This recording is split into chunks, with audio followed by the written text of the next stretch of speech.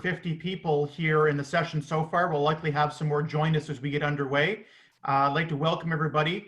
It seems like about every other day we're having these webinars, but as information changes, one of the goals that I know Jim McDonnell and I have as your federal and provincial voices is to try to get the information as soon as possible, whether it's to our local businesses on business programs or individuals or doing Facebook Lives. Like we've been doing to get feedback as well from the business community and from individuals. We're proud to host these, and it's a new way for us to certainly connect and get the word out. Today's session, we are proud to partner with the Cornwall and the County's Community Futures Development Corporation. They are a great group that is funded through FedDev Ontario. It's a federal program, and they help with a wide variety of economic development initiatives for businesses and loans and different programs. So our special guest today, we have Lesley Thompson, who's the Executive Director, and as she gets underway, she will be introducing her colleagues that are with her. I think I see Paul and Simon at least so far, and they are going to speak about two new programs that are available through the CFDC. And what we're going to do first, we're going to do the two of them. The first one is going to be the Technology Innovation Program, the TIF program. And that's a new program to all businesses about some technology enhancement opportunities for local businesses in our region of SDNG, City of Cornwall, and Akwesasne. Then the second half is going to be on what's called the RRRP. If there weren't enough acronyms before COVID, we've created a lot more, but that is the Regional Relief and Recovery Fund. And that program is, the way I simplify it, is very similar to the $40,000 CEBA loan. If you've already received that, that program may not apply to you, but if you've fallen through the cracks and haven't been able to meet the eligibility of that $40,000 CEBA program, the CFDC, in short, has got some a similar setup, but they have some more flexibility to take a look at a business's books and their circumstance and assist through that program. So what we'll do is we'll give it about 30 seconds in between them. If you've already received the CEBA, that may not be the most applicable to you, but where it may apply if you have received CEBA, if you're a larger business or your finances, if that $40,000 does not cover all of your needs or interests, you may be able to tap into that fund. So the reason we're doing the technology one first is that it will encompass everybody here. The second half may not include everybody. You're welcome to stay, but if you wanted to disconnect at that point, we certainly understand, and you're more than welcome to stay on and get the information. You may know of other businesses that may want to apply for it. So the more that are aware of these programs, the sooner we can get them out, the better. Without further ado, I'm going to pass it over to Lesley Thompson, again, the Executive Director of the CFDC, and we appreciate her partnering with us today to get the word out. Lesley. Hello, thank you, Eric, and thank you, Adrian, for hosting this. It's certainly a more efficient way of getting the message out to a lot of people at once in a time where quick information is necessary. So thank you very much for that. As you mentioned, we have Paul Bouvier, who is our new Technology Implementation Advisor with us. And we also have some staff here, Simon McClendon, if you could give us a wave on the screen, and Brittany McDonald, and Benal Babsar. And we also have, I think Louise is joining us on the phone. So we are our small team, but we do a lot. And I'm going to talk to you today about two programs, the Technology Innovation Program and the Regional Relief and Recovery Fund. All those R's are quite difficult to say, so we're going to just call it triple F. Triple RF, that's how we're doing it. So I'm going to first start by giving you a little bit of an introduction to TIP, the Technology Innovation Program. I'm going to then hand it over to Paul Bouvier to talk about how that program works. We'll have an opportunity to ask some questions at the end of that presentation. And then we're going to move into the RRRF program. I'm going to share my screen and walk through the how exactly that program works. And then again, we'll have some opportunity for Q&A. So firstly, I hope you all recognize me. I used a pre-COVID photo I didn't want to give up and take a photo of my new COVID self. I think many of you can relate right now.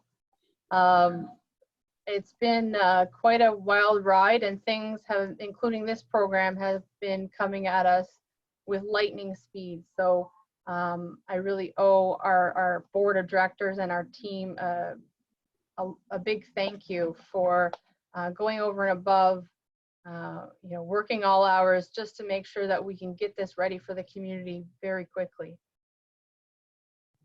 So we'll start it off by talking about the Technology Innovation Program. So this program really was inspired by our clients, who continue to come to us to say, we're pushing them to become more innovative, to adopt technology, to get ahead of the curve, get ahead of their competition through the optimization of technology and adoption of top technology. But it's a big ask.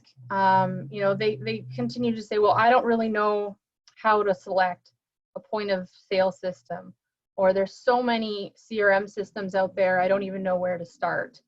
I don't have time to go and do the research to figure out which one is best for us. I don't even, it's difficult to even understand which mailing platform is best for them, or how to move on to cloud-based accounting, or how to track your inventory and tie it into your point of sale system. So there's a lot of different options out there, but they weren't exactly sure where to start, and they're so busy just trying to get through that they really don't have the time, and the expertise costs a lot to help people navigate their way through that. So we were inspired by the struggle that our clients continued to face to do that, and so we, about 6 months ago, started to create this Technology Innovation Program. It was set to launch on April 1st, and everything had changed by then. So we had to focus in the Technology Innovation Program for a time on helping companies through COVID-19. We found out very quickly that this program was even more relevant than it was before, because companies who had already gone cloud-based, who were able to work remotely, who were able to sell online, who were set up with e-commerce, they were doing much better than the companies who hadn't. So what this program is to, the goal is to work with companies who need help through COVID, but beyond that, to select the right kind of technologies that will help them boost sales and productivity, maximize their investments, and remain relevant and competitive, and differentiate themselves and strengthen their place in the market. So I'm going to hand it over to Paul, who, as I mentioned, is the Technology Implementation Advisor. And Paul will talk a little bit about his background and how exactly the Technology Innovation Program works. Thank you, Lesley. I guess I got to formally introduce myself at this point.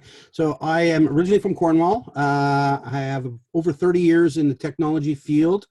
I'm a graduate of St. Lawrence College, Cornwall, in the technology programming course. And I spent my life basically enjoying, learning, and sometimes being frustrated at technology. I started my own software company about 5 years ago, and decided to return to Cornwall October 9, 2019, and relocate myself. And interesting enough, there was all sorts of interesting work here, and this is what I've taken up to help companies really leverage to maximize their sales, maximize their productivity. And there is a ton of technology out there. Looking at some notes here, there's 4 billion people connected to the internet today. There's 25 million apps, and there's 570 websites being created every minute in the world. So one of the things, it's not about, is there a technology? It's what technology is right for me. Problem, solution, implementation, obviously benefit. So what we've done is formulated a program that breaks down this whole process into phases. We do a discovery phase, we do a research phase, we'll do a recommendation phase, we'll do a implementation phase, we'll even do a monitoring phase to make sure that the solutions you adopt are actually really, providing the benefits they're intended to. So we built this program in, I would say March timeframe, ahead of the funding coming through in April. And then we all know what happened about that time. COVID was rudely introduced into our life. And what we decided to do was take that program and focus it a little bit more on services or technologies that would help companies in this critical point. So we identified two programs. One is the remote workforce program or sub-program to really help companies maximize the remote workforce. So often, you need technology, you need computers, you need scanners, printers. You also need video conferencing technologies, and you need to be able to share resources, be it documents and other things. Some companies weren't really set up to do that. People would work from home maybe 1 or 2 days, but not months at a time. So that's the first sub-program that we've created. We called it the virtual office infrastructure. And then the second one we want to focus on is around e-commerce. So what can we help? How can we help companies to maximize the opportunity of sales in this very challenging retail environment? So we continue to look at technologies there. I'm looking at one even yesterday called Rakuten, which is a platform that lets organizations plug into that platform to be able to do curbside pickup. So there are technologies out there. They're actually not that expensive, and they're actually fairly simple enough to implement. So these are the services we're offering. We have a whole program in place to do it very systematically and really to help organizations get to where they need to be on technology. Now, once COVID is done, the program expands into any type of technology. Could be operational, could be manufacturing, certainly any type of technologies. I feel confident we could take it on. We have people inside the group that have a diverse set of skills, and I'm continuing to add people as I find them. So we're excited to bring this to Cornwall and surrounding areas and hope people take us up on it. Thank you, Paul. And I will add that we had set this program up and we had been successful in receiving funding through RED and also through FedDev to set this program up, but it was based on a 50-50 cost sharing model. We have been able to have this program be free at delivery for the COVID related portion. And then following that, when we move into the selection or the traditional TIF program, it will return back to the cost sharing model. The website will be launched the week of the 18th, so we will make sure that we share those details on our Facebook feed and with all of our stakeholders. And I will add that we have had 3 successful pilots that are at varying stages, but the program already has seen some tremendous success. And I think, Paul, you can, you really get inspired when you see how excited a client gets when they finally have a solution to that problem that they've been struggling with for so long. It's just like a big light bulb moment. It's very rewarding for us when we can provide that kind of value for our clients, and that's what we're hoping to replicate to future clients. So if you're interested in that program, contact myself. My contact details will be shared following this webcast, along with an information package about everything we're speaking about today. And I will just note on there too, Lesley, we'll send a follow-up email to everybody, and then we'll send another one up next week when the website on the program is live with that link. So everybody will have that for Lesley and for Paul. The other thing, if I just could, while we're on the technology innovation program, Greg Petersma probably wouldn't be happy if I didn't mention this one more time. The Cornwall Chamber of Commerce, very early on in COVID, played a great leadership role, not only for Cornwall businesses, but anybody in our area and region. They didn't care if you were a chamber member or not. They didn't care if you were from the counties, Akwesasne, or Cornwall. They wanted to help businesses get on an e-commerce platform. So just as another tool on technology that is available for businesses, particularly in a retail setting, would be that initiative. And I'll just share the screen here quickly to plug shopcornwallandarea.ca. And you can see on the website there the details of shopping by category there, and they help get businesses to join an e-commerce platform. And I would encourage you, you can see all the different partners that have been involved, including Community Futures and local municipalities.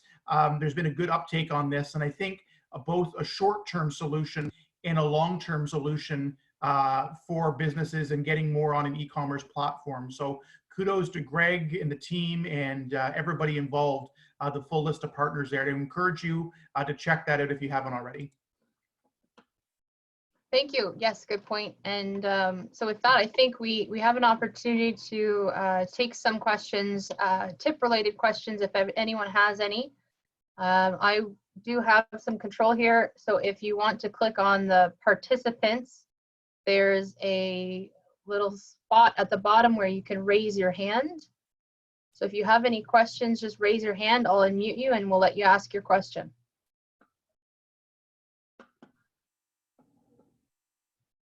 And if you're calling from a landline, I believe it's *9. I think we probably have a couple joining in by phone. Yes. So it's *9 if you're on your phone and have a question.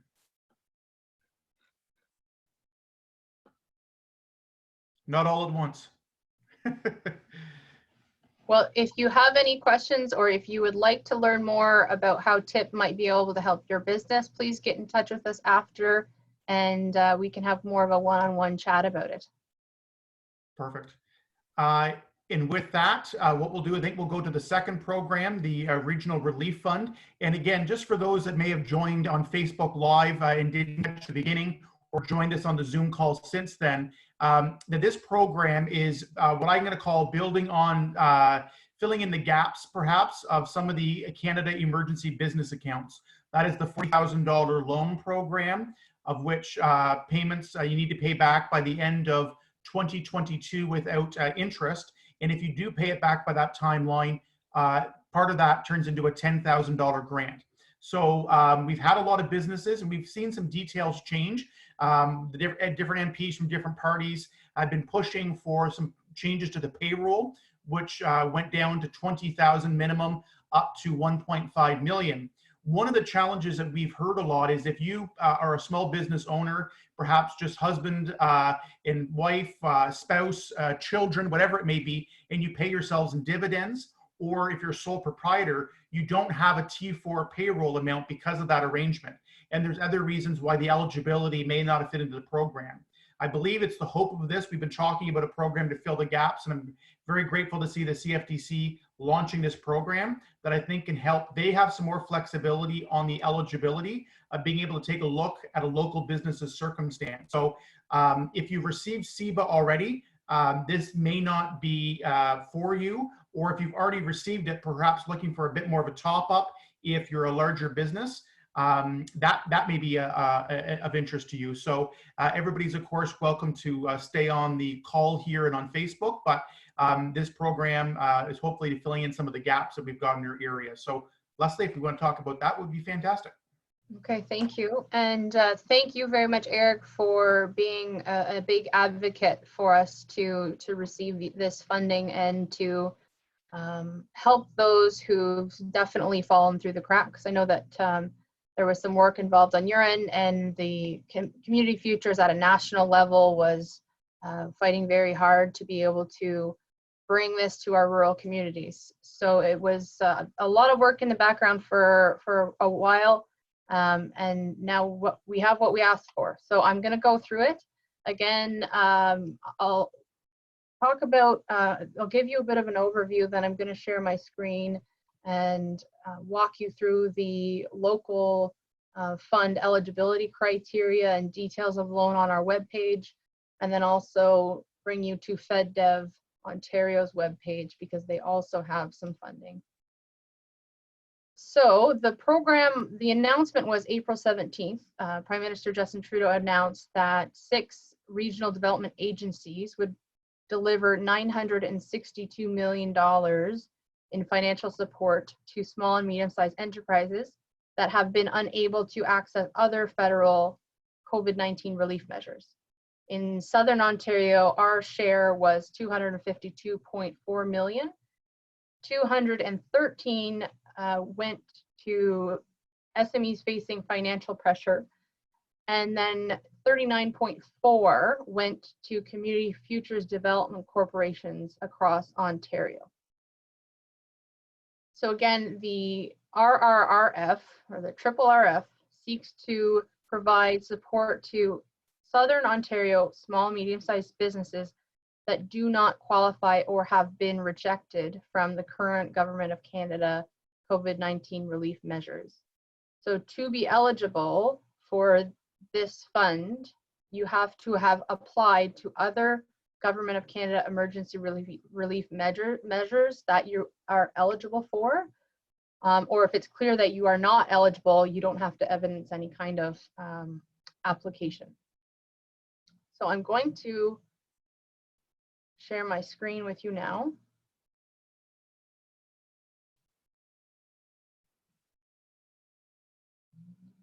And I will take you to our webpage, which is still under development because we are really only launching this right now. But this is where you're going to be directed if you're interested in this funding. It's mycommunityfutures.ca, and you'll find COVID Relief Fund here right at the top. Because we recognize that we're going to get a substantial amount of inquiries, and we are a small team, we're trying to streamline the process as best as possible. We are going to, as often as we can, direct people to this website to complete the documents required. And of course, if you're not able to access the website for one reason or another, or you'd rather talk to a real human being, we are absolutely going to do that for you. So the applications will open on Tuesday, and funding will be available for businesses who have established prior to March 1st. The other eligibility criteria is that you had to have been impacted adversely by COVID-19. That certainly isn't difficult to evidence. You had to be a viable business prior to March 1st. So in our due diligence, we're ensuring that you were going concern prior to March 1st. You couldn't have been experiencing financial difficulties. This is to solve financial difficulties because of COVID, not because of other reasons prior to COVID. And you have to have attempted to access other relief measures. You can have accessed other relief measures and access this funding, but it cannot be for the same thing. So if you were able to get the wage subsidy, you can't come to us and ask for a loan for wage expenses. Maybe you were able to access the wage subsidy, but you don't have enough, your business still isn't open, or you still don't have enough revenue coming in to pay your insurance and your rent or your mortgage, and you're not eligible for other means. Well, we can cover those expenses. They're just avoiding anyone double dipping. So the local funding terms. We have to determine how much money each individual business can get, and what we've done is base it off of a 3-month timeline, which is how we ran our first COVID-19 relief loan program. So there will be a form that you will be able to access, the 3-month fixed cost spreadsheet, and you'll fill that out, and you're verifying in there that you're not asking for any of the expenses that have been covered by other government programs. The expenses that you need covered through this loan, you'll be eligible for up to $40,000 of. It is 0%. There's no principal payments until December 31st, 2022. You can pay it back at any time without any penalties, and 25% will be forgiven if you pay 75% of it back. And so it's very much modeled off after the Canada Emergency Business Account Program. If you're unable to pay it off by December 31st, 2022, it will be converted to a 3-year loan at 5%. So, documents required, it's very streamlined. There's a lot less documentation that we're requiring than our typical loans. There's an application form, which you can access here from our website. There's that 3-month fixed cost spreadsheet. And there's an attestation form, which simply says, yes, I'm not double dipping. I have not gotten other funds from other government programs, and I'm asking you for the same expenses to be covered.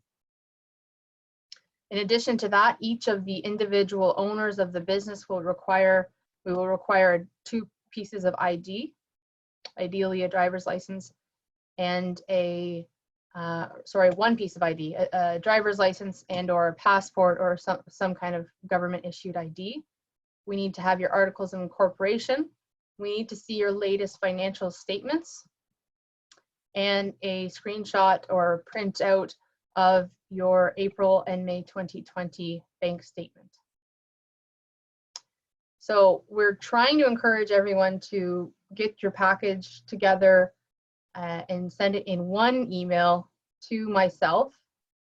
If you have questions along the way, we're going to answer all of your questions, but please don't send documents one at a time. We're going to be getting a lot of inquiries, I'm sure, as we did with our first round of COVID funding. And this is, our approach to streamlining it as best we can. So I hope that's clear. There's also funding, the same kind of funding through FedDev.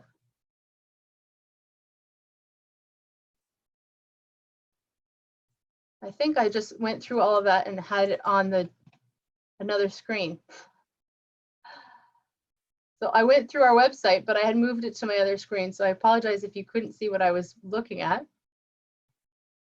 This is what I'm looking at here. So our website, Cornwall County's Community Futures Development Corporation, mycommunityfutures.ca.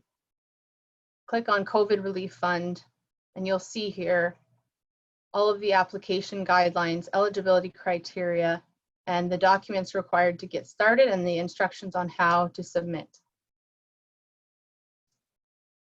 So we also talk a little bit about the funding available through FedDev, and that is also here. So FedDev has similar funding, and its goal is to, again, fill the gaps. So they have the same kind of eligibility criteria, and their application is online.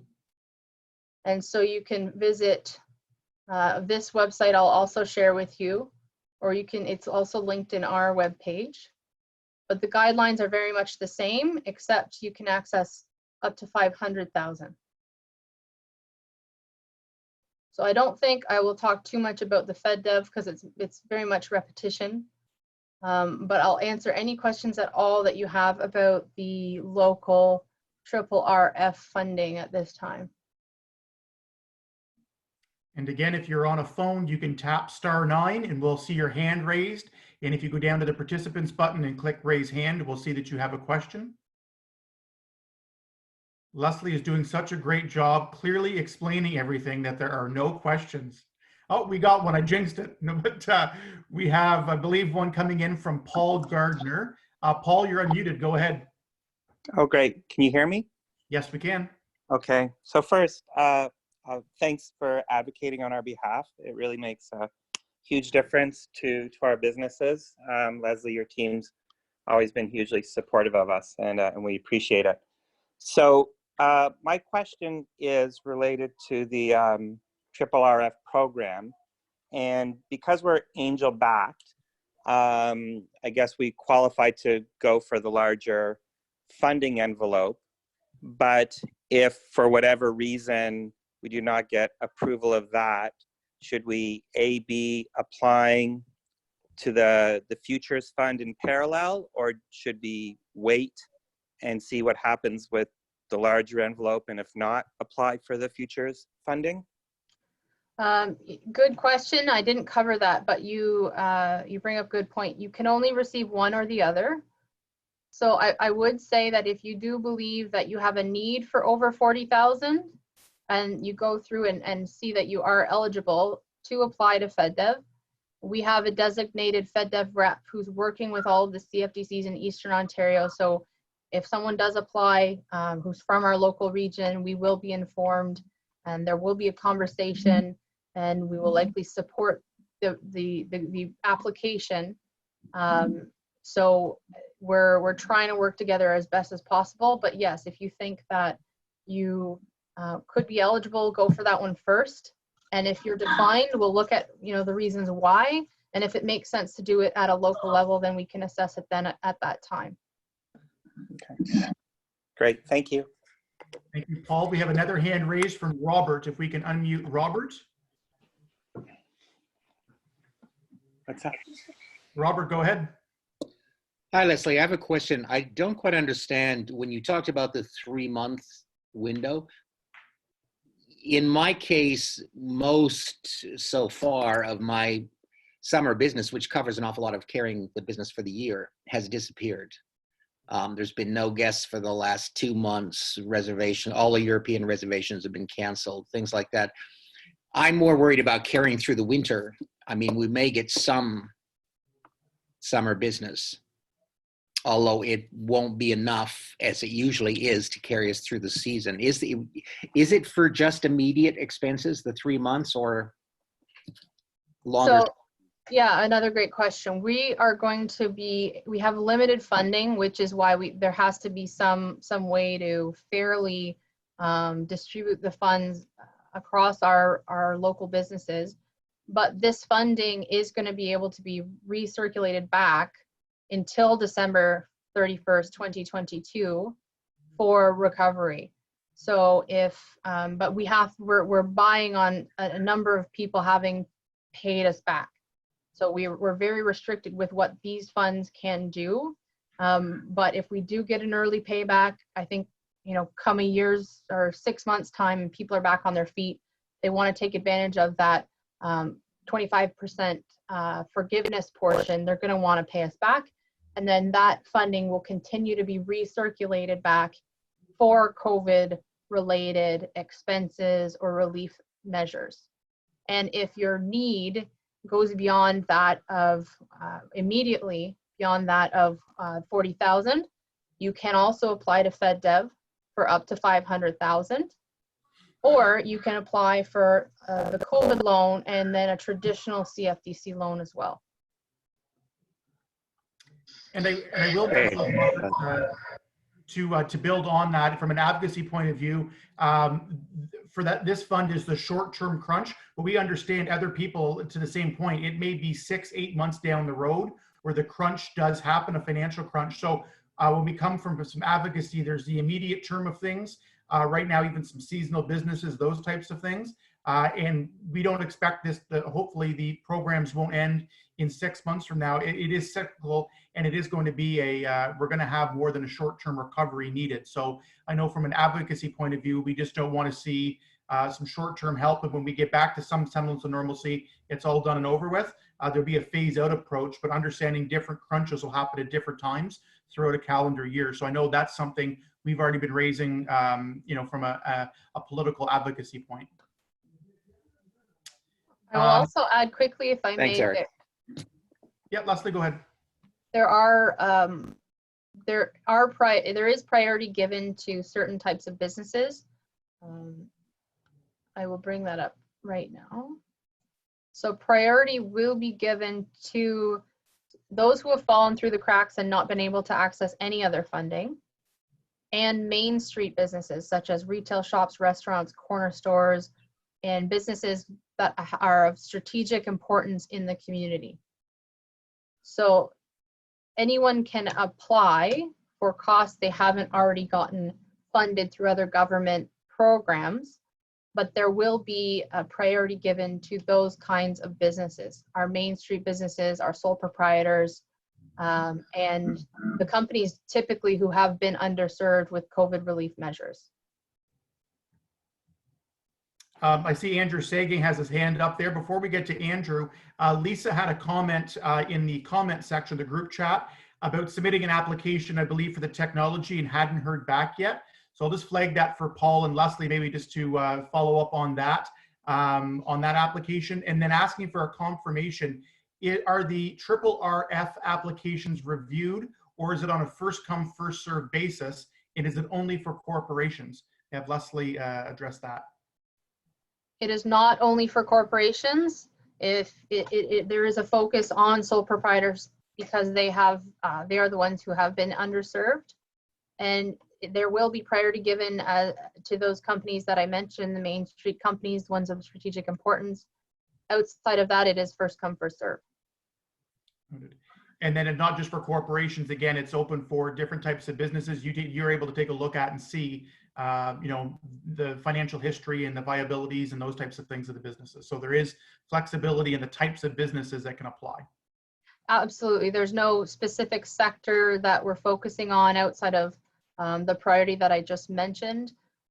You have to be a for-profit business or a social enterprise. So charities are not eligible. Okay. Yeah, and just to clarify, Elise had asked a question about the two ways to apply. Is it done through the local community futures or FedDev? So just to clarify, I believe, Elise, that if you're applying for the up to $40,000 through the Regional Recovery Relief Fund, the RRRF, that's done locally. And if you're a larger business that requires more than that, up to the $500,000, you would apply through FedDev. But I still think regardless, go through Lesley and her team, and they'll do a bit of a triage to see whether the local fund or whether the larger Ontario fund may be helpful that way. And last question, then I'll get to Andrew, and I see Kent on here as well. Judy McFall had a chat question. Is there funding for agricultural societies being our local fairs and events at this time? The reason I connected Judy to this call, Lesley, was on the technology program. Perhaps our local fairs, if they may not, it doesn't look like many of them will be happening this year, but are they able to tap into some of the technology programs? If they're looking at for next year's fair, getting set up for better technology and payment systems at the gates, better Wi-Fi on the grounds, is that something our local fairs that are a real significant economic driver in the small towns, is that something they can work on together through the technology fund? Maybe Paul may want to chip in on that too. It is. However, I will note that through the funding that we've received, not-for-profits are not eligible to receive the grant portion. So it would be a fee paid for service, but it would still be significantly discounted compared to what you would otherwise have to pay. You're basically just covering costs. But unfortunately, the guidelines that the grant has that have enabled us to pilot out this program don't allow for the subsidies for the not-for-profits or charities. And I would suggest Judy and some of the local fairs maybe to get together with Lesley on that, particularly on that technology program about pooling resources. And again, I think it can be done, economies of scale of working together. And then also, again, maybe if there's not the grant, certainly a discount or a savings on that approach. So thank you, Judy, for the question. We'll go to Andrew Sagan. If we can get Andrew unmuted.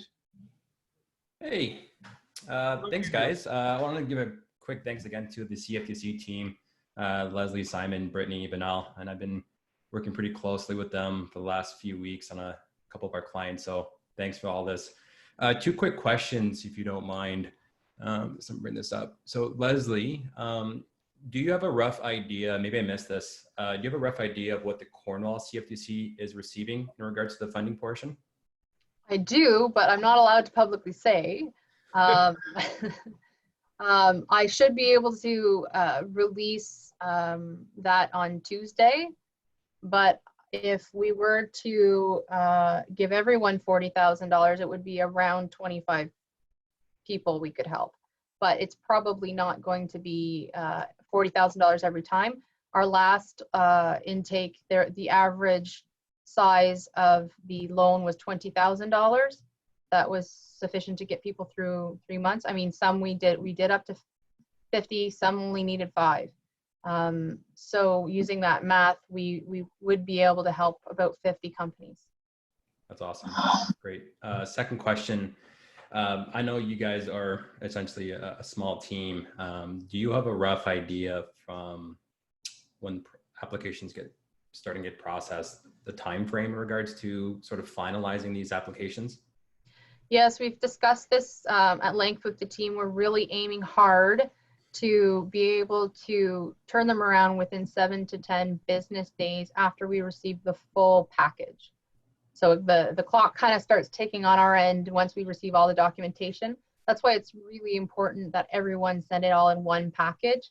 You know, because if we're missing a piece here and there, it can really delay things getting going for you. But there's really limited documentation required. It's really the basics. We've made it as simple as we possibly can. And I'm drafting up an auto reply informing people as much and trying to send them to our site so that they can get going on the application, because you know, we haven't had the official launch, and I can tell you that all of our phones have been ringing off the hook. So if it takes us a little longer to get back to you, you know, give us 2 business days to actually respond, and then we're really hoping to get this out in 7 to 10 business days following that. And I will say the reputation, the first round, I think, was very good that way too, of where I think, Lesley, you had a limited amount of money when COVID first hit, and that money was gone within a matter of a couple of days, and in a good way, of where there was obviously a significant need for an uptake, but the turnaround, you know, was very good in the matter of days. So you've set the bar high for yourself. Yeah. No pressure. We got a great team. Perfect. I see Kent McDougall. I believe, Kent, we can unmute you and ask your question. Just give us 1 second here. There we go. Kent, go ahead. Well, just one question left. Andrew, thank you for covering off those questions. They were mine as well. Just wanted to confirm the businesses that qualify do still need to be incorporated, correct? No, they don't need to be incorporated. Excellent. Thank you. Great question. Good clarification. We're caught up on our hands, and I believe we're caught up on the chat. We will give it another couple of minutes or a couple of seconds here, rather, to see maybe if there's another hand up or a question that comes through. While we're doing that, I will do a bit of another plug-in of wrap up here on 2 aspects while we have many members of the business community on the Zoom call and on our Facebook Live feeds. I will share the screen again to promote 2 other excellent resources in the community. You'll see on my Facebook page that Jim McDonnell, Dr. Paul Remiliotis from the Eastern Ontario Health Unit, I'm losing track of the days, I think it was yesterday or Wednesday, that we had a Getting Yourself Ready to Reopen, focusing on some of the best practices and safety measures that your business will need to reopen. The cornwallchamber.com website and their Facebook page has some information on another similar type session that they're hosting for anybody on Tuesday morning at 9 o'clock. And the title of it, I believe, is called Meeting to Discuss Rules for Retail Openings. And that's going to be hosted through Zoom. So you can visit cornwallchamber.com or their Facebook page and see the link to register, or you're more than welcome to check out our Facebook event from the other day, the thread there about some of the discussions and questions that way. The other resource I wanted to promote, I see my friend Candy Pollard here on the call from the Cornwall Business Enterprise Center. So the website, which we'll send to you as well, businessenterprisecenter.ca, they have a full list of spring seminars that they're offering this spring. They're fantastic. I hear a lot of positive reviews from local businesses. Folks, these are free. They are full of best practices, free tips, resources, and links. I strongly encourage you to take a look at some of these when they're hosted and click to register them. Candy and her team do a fantastic job, and we'll make sure that you get that link. So please stay tuned to that and take advantage. That's the exact reason why they host these, is to share ideas and best practices. I don't see any other questions coming in here. Maybe we'll get Lesley to give some final closing comments. Final comments really is that our mandate is to build a more resilient business community. And we do that by having local people help local people. So really bringing this funding to a local level, I think will help a lot of the people that have fallen through the cracks. You know, we're helping our own neighbors. we're helping, you know, the people who need it the most. So if I know I'm trying to send as many people through the website just to manage their time, but if you need to call me to talk out the application, if there's something that you're not understanding, I'm encouraging you to do that. So you can reach out to me directly on my cell phone or by email, and we'll walk you through, get any questions that you didn't maybe ask today that you're curious of. Give me a call, don't hesitate, and we're going to make sure that we help you out so we can all get through this together. Fantastic, thank you. And we have our MPP, Jim McDonnell, on here. Jim, I'm just going to unmute you. Do you have any closing comments or updates from a provincial level? Just that we're looking for feedback. We're looking at plans for ourselves for you know, coming out of this and looking for support for businesses. So you know, get a hold of our office, and we'll be having sessions in the upcoming weeks as we move through the different steps, and some I guess direction actually how long this is going to, you know, take will be a little more evident. So more on that shortly. Wonderful. And with that, we'll just wrap up by thanking Lesley and her team, Paul, Simon, Brittany, and the others that are on. I'm kind of going through the list here to see who I see there. But thank you very much for your help, not only in this program, but your work the last couple of months, and the work in the relationship that you have with the community before, and I know will be after all of this. To let everybody know, we are going to send an email with a wrap up. We're going to give Lesley and the team everybody's email that signed up from the webinar today so that they can keep in contact, not only on this, but in the future. So they have that.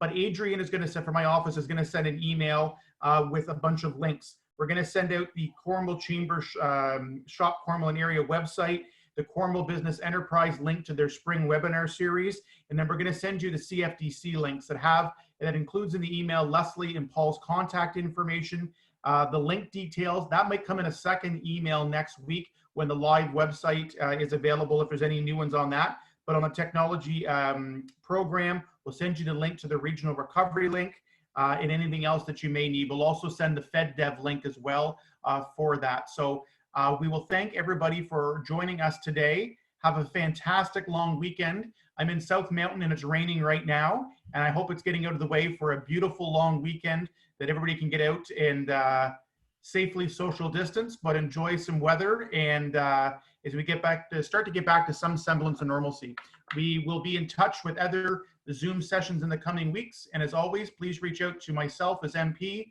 Jim McDonnell, or MPP, or Lesley in the CFDC anytime if we can help you. Take care, have a great weekend, long weekend, and stay safe, everybody. Thank you very much. Thanks, Eric. Thank you.